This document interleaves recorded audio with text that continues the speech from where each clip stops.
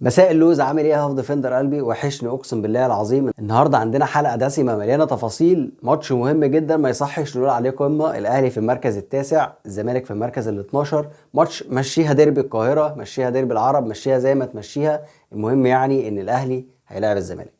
الاهلي لعب 10 ماتشات في الدوري والزمالك لعب 12 ماتش، لكن لو سمعت اي حد من السوشيال ميديا الزمالك هتلاقيه بيتكلم عن حاجه واحده بس، ان الاهلي بيتاجلوا ماتشات كتير جدا رغم ان هم فرق ماتشين بس بين الاهلي والزمالك. والاهلي لعب كاس عالم للانديه ولعب سوبر في الامارات. المهم يعني ان انت بعد ما الماتش ده كان هيتلعب في السعوديه وكان هيتدفع فيه ملايين الدولارات، لازم تبقى حاسس كويس قوي وعارف قيمه الفريقين دول في الوطن العربي كله مش في مصر بس. وطبعا بعد ما اتحاد الكوره بتاعنا كان بيحاول يسوق المباراه دي ويستفيد منها بملايين الدولارات، وهو المفروض كده يكون عارف قيمتها كويس، وبعد فشل الجميع في نقل المباراه للسعوديه دلوقتي خلاص المباراه هتتلعب في القاهره. فاحنا بقى نعمل ايه؟ ناخد خطوه لورا ونلعب الماتش ده في حضور 20,000 متفرج، وحط كلمه متفرج دي بين قوسين عشان مش عايزين نتكلم عنها كتير. المهم يا عم خلينا في الفنيات. النهارده هنتكلم عن نقاط قوه الاهلي، غيابات الاهلي، نقاط قوه الزمالك ونقاط ضعف الزمالك، وهنحلل اداء الزمالك ونحلل اداء الاهلي، ونشوف كولر هيقدر يعمل ايه في الغيابات، وازاي الاهلي يقدر يستغل نقاط ضعف الزمالك عشان يكسب الماتش. فيعني انا احمد السباعي، ده نص الملعب، يلا بينا.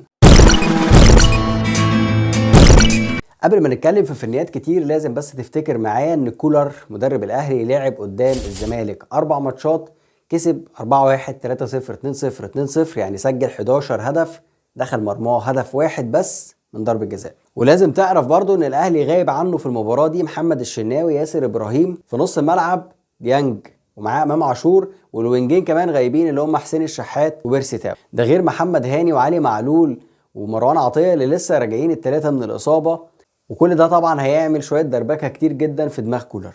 يعني في ازمه في الونجات وفي ازمه في نص الملعب، وهنتكلم بالتفصيل عن الحلول المتاحه لحل الازمات دي في اخر الفيديو. وخلينا نبدا الاول بنقاط قوه الاهلي اللي بترجح كفته في الماتش ده.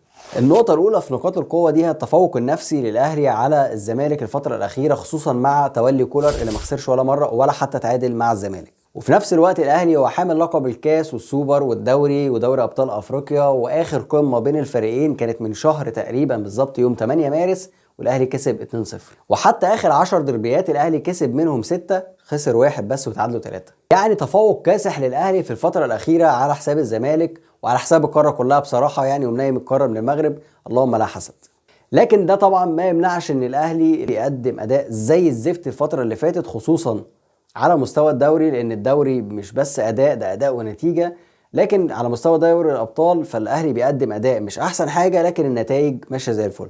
لو هنكمل في نقاط قوه الاهلي فعايز اقول لك ان الاهلي على مستوى الباكين سواء هجوميا او دفاعيا، يعني محمد هاني او علي معلول الاثنين افضل بكتير جدا من فتوح في الفتره دي. فتوح طبعا على المستوى العام مستواه كويس جدا، لكن الفترة دي فتوح وعمر جابر الاثنين سيئين جدا على المستوى الدفاعي. فتوح ممكن يكون ليه زيادة هجومية كويسة جدا، عمر جابر بدأ يبقى عنده زيادة هجومية كويسة جدا، لكن الاثنين اوفنسيف والاثنين عندهم مشاكل كتيرة جدا في التغطية الدفاعية. فالاهلي على مستوى الطرفين افضل بكتير. لو ضفنا للباكين دول قلبين الدفاع وحارس المرمى، فهتلاقي المنظومه الدفاعيه بتاعت الاهلي لو قارنتها بمنظومه الدفاعيه بتاعت الزمالك ففي تفوق كبير جدا للمنظومه الدفاعيه بتاعت الاهلي. لو اتنقلنا بقى لنص ملعب الاهلي والزمالك، وخلينا الاول في نص ملعب الاهلي، وهقول لك ان المشكله الكبيره جدا هي ان اختلاف الاسامي هيغير كل حاجه في معطيات المباراه. يعني لو مروان عطيه بدأ جنب كوكا واللي كان قدامهم سواء عمرو السولية او قفشه، فكده منظومة الأهلي الدفاعية في نص الملعب هتكون متميزة جدا، قفل المساحات هيكون في أعلى مستوى ليه، الانضباط التكتيكي للاتنين دول مع بعض هيكون متميز جدا في قفل المساحات اللي قدام قلبين الدفاع، وهيكون متميز جدا في الرقابة في نص الملعب وقطع الكرات. لكن لو كولر لطشت معاه وعمل زي الماتش اللي فات وقرر مثلا انه يبدا بندفيد وجنبه السولية ويحط قدامهم مثلا قفشه، فكده خربت يا معلم رسمي. السولية مش هيقدر يلعب معاك ابدا في مركز 8 او ان هو يلتزم بواجبات دفاعيه كتيره جدا، يعني يكون واحد من الاثنين اللي هتعتمد عليهم في الحاله الدفاعيه بتاعتك في نص الملعب. السولية في السن ده وفي اللياقه دي وفي الحاله الفنيه اللي موجود فيها حاليا مش هينفع يلعب معاك في مركز 6 ولا مركز 8. طبعا وسام ابو علي ومعاه رضا سليم الاثنين دول هيشكلوا خطوره كبيره جدا على الزمالك وبرده من نقاط قوه الاهلي، ولكن دول معتمدين اصلا على منظومه نص الملعب واللي هيحصل فيها ايه في الماتش ده.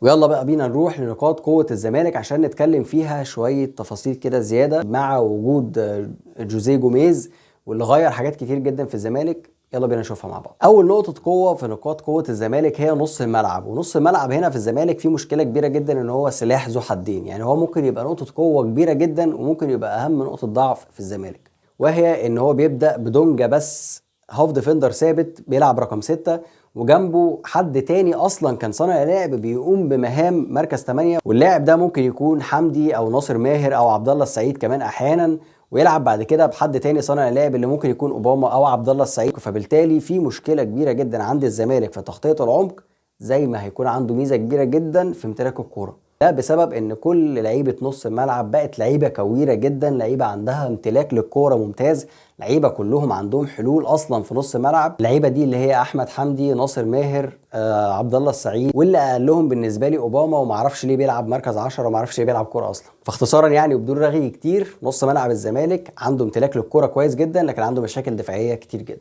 نقطة القوة الثانية هي كيرف الزمالك نفسه في الفترة الأخيرة. الزمالك بعد ما خسر من الأهلي في نهائي الكاس، رجع خسر من الجونة في الماتش اللي بعده على طول، لكن قدر يصعد في الكونفدرالية للسيمي فاينال، وبالتالي الزمالك بقى ماشي بشكل كويس جدا، وطبعا ده بيديلهم دفعة معنوية كويسة جدا. وبالتالي في ماتش الاتحاد اللي فات قدروا يكسبوا 3-0، عملوا أداء كويس جدا. فبالتالي كيرف أداء الزمالك بدأ يعلى، جوزيه جوميز بدأ يظبط شوية في الفرقة، اللعيبة بدأت تاخد على فكر المدرب، وفي نفس الوقت برضو زيزو مثلا بدأ الفينش بتاعه يظبط على غير العادة. مصطفى شلبي الناحية التانية لعبه لسه فلاحي زي ما هو، بيحاول يقطم لجوه دايما، لعبه محفوظ شوية، لكنه في الأول وفي الآخر برضو لعيب عنده مهارة وعنده حلول. فبالتالي كيرف أداء الزمالك اللي بدأ يبقى عالي، وكيرف أداء الأهلي اللي بدأ يبقى في النازل، ده بيدي دفعة معنوية شوية للزمالك، وده بيدي لهم إحساس إن هم في أقرب مكان ممكن لاستغلال الفرصة لكسر عقدة الهزيمة من الأهلي. نقطة تانية من نقاط قوة الزمالك وهي تحول فريق الزمالك أصلا من إنه بعد ما كان فرقة أطراف مع أوسوريو، الفريق مع جوزيه جوميز تحول لفرقة عمق.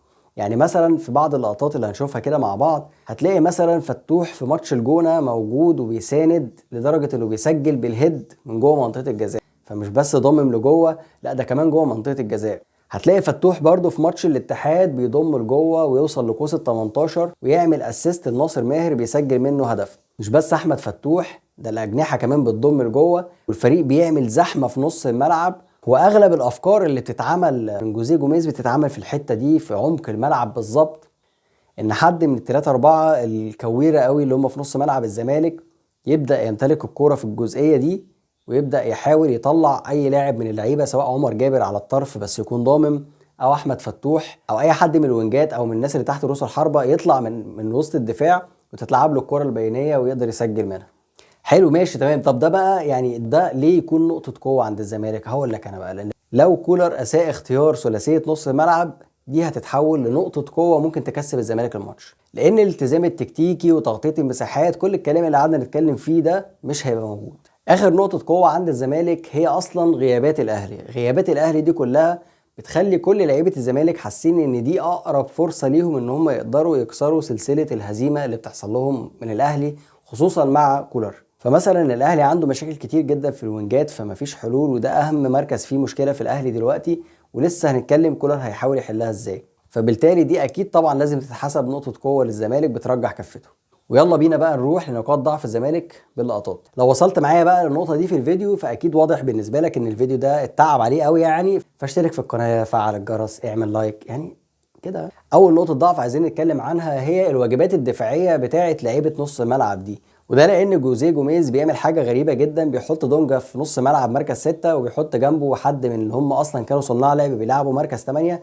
بالتالي الطريقه بتبقى يا اما 4-1-4-1 يا اما بتبقى 4-2-3-1. فيعني في مشكله شويه في نص ملعب الزمالك ان دونجا بس هو اللي عنده المقومات بتاعه الهاف ديفندر اللي يقدر يغطي مساحات ويقدر يغطي مكان باك طاير، او يقدر يلتزم تكتيكيا في حاله ان الاهلي بيهاجم من العمق. ودونجا يعتبر هو اللي بيشيل كل المهام الدفاعيه بتاعه نص الملعب، وفي نفس الوقت اللي فيه خط وسط الزمالك عنده امتلاك كويس للكوره، فبرضه خط هجوم الزمالك ما عندهوش اي ترجمه للكلام ده. فالزمالك يقدر يمتلك الكوره لكنه عنده انهاء سيء جدا، وبالتالي بيحصل عليه مرتدات كتير جدا. فبالتالي بنرجع تاني لنقطة الضعف وهي ارتدادهم في المستوى الدفاعي. ويلا بينا نشوف اللقطات مع بعض ونشوف ازاي الحتة اللي قدام ال 18 بتاعة نادي الزمالك عريانة على طول، خصوصا يعني الحتة اللي مايلة ناحية فتوح، لان ده الجنب اللي بيغطي فيه اللاعب التاني اللي هو بيلعب جنب دونجا.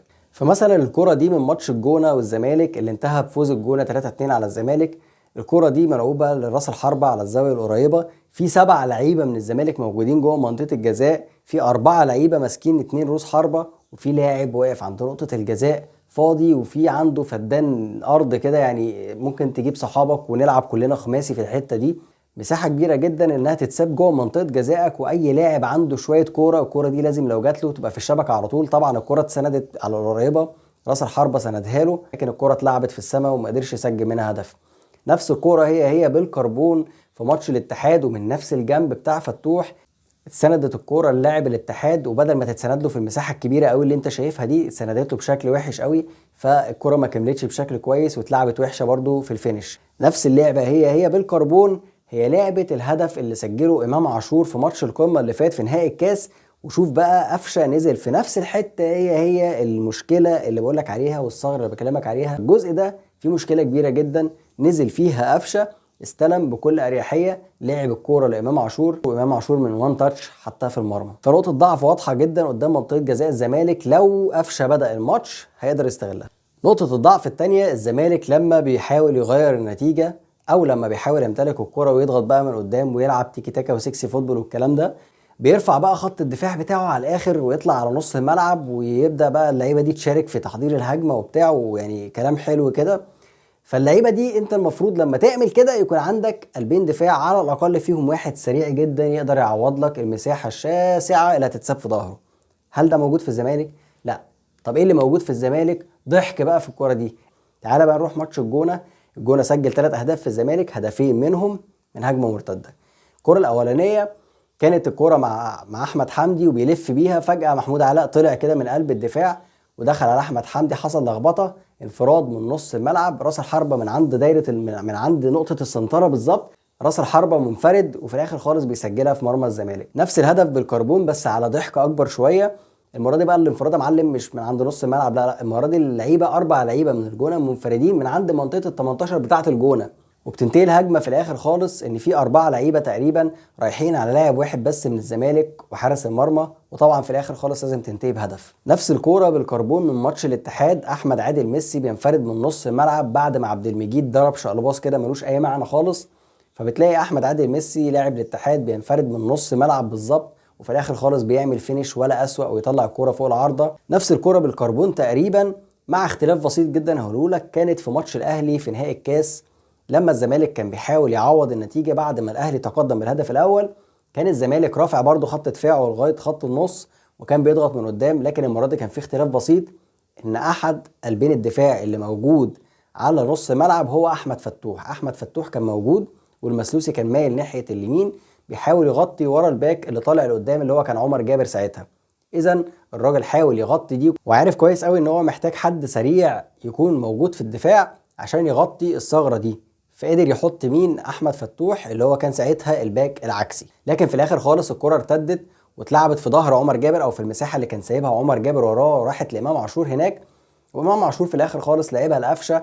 والاهلي مش زي اي فريق تاني، الاهلي مش هيحتاج منك انفراد زي احمد عادل ميسي او انفرادين زي بتوع الجونه عشان يسجل. كل اللي محتاجه الاهلي يعني يكون عنده زياده عدديه في منطقه جزائك. ده اللي حصل بالظبط، ان في الاخر خالص الكره راحت لقفشه، وقفشه كان عنده كذا فرصه. الفرصه الاولانيه ان هو يشوط على طول وهو عمل كده فعلا، الفرصه الثانيه ان هو كان يدي لمودست انفراد تام من ناحيه اليمين. يعني كان في كذا فرصه لان الاهلي يسجل، ولاعيبه الاهلي طبعا جودتها اعلى بكتير من الجونه واعلى بكتير جدا من لعيبه الاتحاد.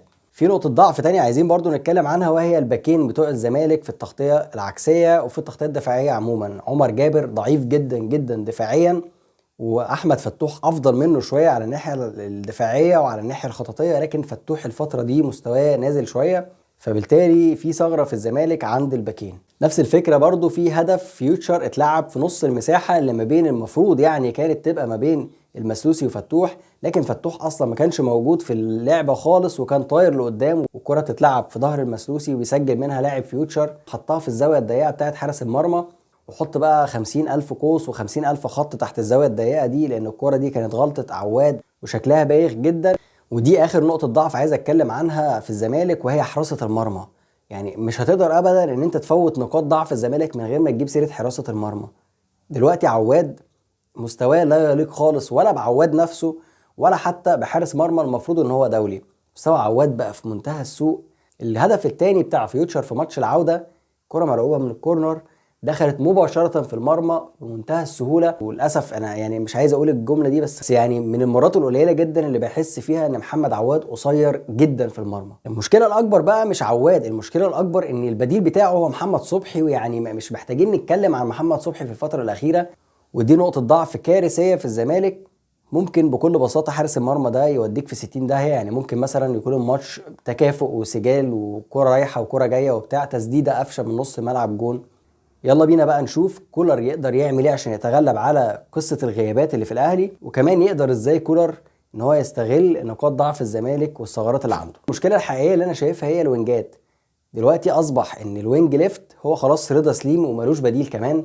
تيجي بقى تحط نفسك مكان كولر وتشوف مين اللي هيبدا ناحيه الوينج رايت، وهتلاقي معاك على الدكه احمد عبد القادر اللي جاي من مسافه بعيده قوي وما بيلعبش بقاله كتير ولسه يا دوب بدا يدخل في الماتشين اللي فاتوا. طاهر محمد طاهر اللي مش هجيب سيرته، مش هتكلم عليه عشان الناس بتزعل وبتتضايق. كريم فؤاد اللي ملوش اي انتاج من بعد ما رجع من الصليبي، او بقى يبدا يفكر في حلول خارج الصندوق، وهما الحلين اللي انا شايف ان كولر هيلجأ لهم اصلا وهيطنش كل اللي فات ده. الحل الاولاني هو انه يلاعب عمر كمال في الوينج رايت ويبقى وراه محمد هاني، فبالتالي الجبهه دي اللي هي اصلا نقطه ضعف عند الزمالك يقدر يستغلها باتنين يقدروا يدافعوا كويس، ويقدر عمر كمال يهاجم كويس، ويقدر محمد هاني يسند وراه. فبالتالي الجبهه دي تبقى هي جبهه مكسب الاهلي وتتحول من نقطه ضعف لنقطه قوه. يا اما ممكن يلجا لحل تاني ان هو يبدا بكهربا في الجزئيه دي في الوينج رايت، فكهربا لما يضم جوه منطقه الجزاء كراس حربه تاني هيعمل مشاكل كتير جدا. ففي كل الاحوال وجود كهربا في الجزئيه دي هيكون نقطه قوه، لكن بالنسبه لي ورايي انا الشخصي عمر كمال هو اهم لاعب يقدر يتواجد في المكان ده. الجزئيه الثانيه هي ان انت محتاج يكون عندك لعيبه بتسدد، فلازم قفشه يكون موجود. محتاج كوكا ومروان عطيه لازم يبقوا موجودين عشان يقدروا يمتلكوا الكوره شويه، وتحاول برضو تحضر في الخلف، تحضر الكوره في نص ملعبك انت وتستفز الزمالك لان هو يضغط عالي عشان تقدر تلعب الكوره في المساحات الكتيره اللي هتتساب وراهم.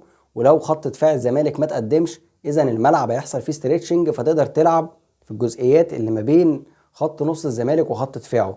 الحل التاني اللي هو لجأ له كولر اصلا في ماتش القمه اللي فات، فانا كمدرب وانا لو مكانه هسيب له الكوره. هو كده كده ما بينتجش كتير، ما بيعملش خطوره كتير، وبالتالي لما تيجي فرصه للمساحه انا اللي هكسب. انا بالنسبه لي النهارده خلصت. اتمنى الحلقه تكون عجبتك، اتمنى ان يكون التفاصيل اللي فيها ما كنتش شايفها او ما كنتش واخد بالك منها ركز عليها وانت بتتفرج على الماتش. سلام عليكم.